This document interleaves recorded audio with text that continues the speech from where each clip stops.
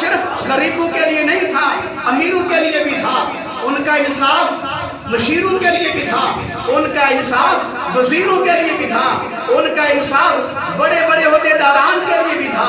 ان کا انصاف وقت کے بادشاہوں کے لیے بھی تھا۔ عمر بن خطاب رضی اللہ تعالیٰ عنہ وہ اپنی کھلی کچہری لگایا کرتے تھے۔ ایک آدمی نے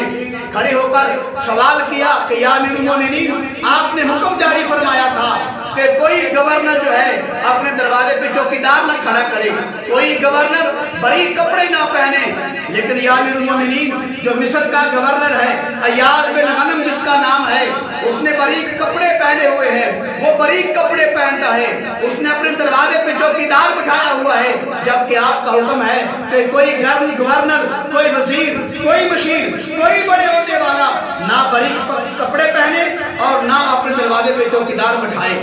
تو اس آدمی نے کھڑے ہو کر سوال کیا، حضرت صاحب مصر کے گورنر نے آپ کی مخالفت کی ہے، دروازے پہ چوکیدار بٹھایا ہوا ہے، بریک کپڑے پہنے ہوئے ہیں۔ یہ بات سنتے ہی عمر بن خطاب رضی اللہ تعالیٰ عنہ نے تفتیشی ڈائریکٹر محمد بن مسلمہ کو بھیجا کہ جاؤ جا کے پتہ کر کے آؤ کیا واقعی مصر کے گورنر عیاض بن غنم نے بریک کپڑے پہنے ہوئے ہیں، کیا واقعی اس نے دروازے پہ دربان بٹھایا ہوا ہے؟ اگر ایسے ہی بات ہے تو اے محمد بن مسلمہ عیاض بن غنم کے کان سے پکڑ کے لے کے آنا،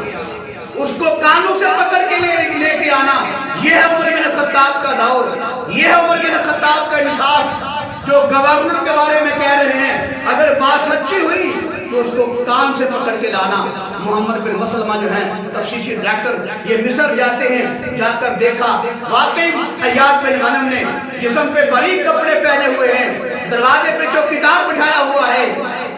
تو محمد بن مسلمہ نے کان سے پکڑ کے عمر بن خطاب کے کھلی کچہری میں ان کو پیش کیا۔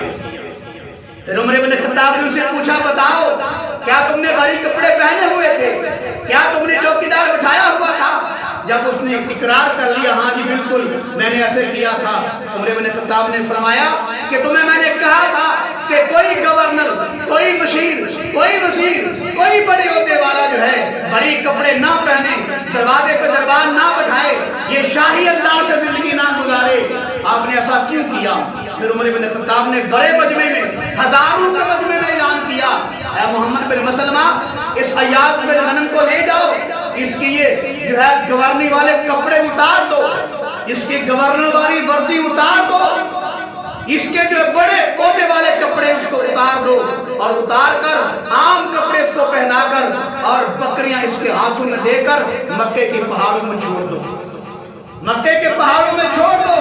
تاکہ اس کی عقل ٹھکانے آئے۔ جب اس کی عقل ٹھکانے آ جائے گی پھر ہم اس کے بارے میں سوچیں گے۔ میرے عزیز بھائی، دنیا دیکھ رہی تھی، اپنے دیکھ رہے تھے، بیگانے دیکھ رہے تھے۔ عمر بن خطاب رضی اللہ تعالیٰ عنہ نے اپنے مصر شہر کے گورنر کو اس کی وردی اتار کر بکریاں دے کر مکے کے پہاڑوں میں چھوڑ دیا۔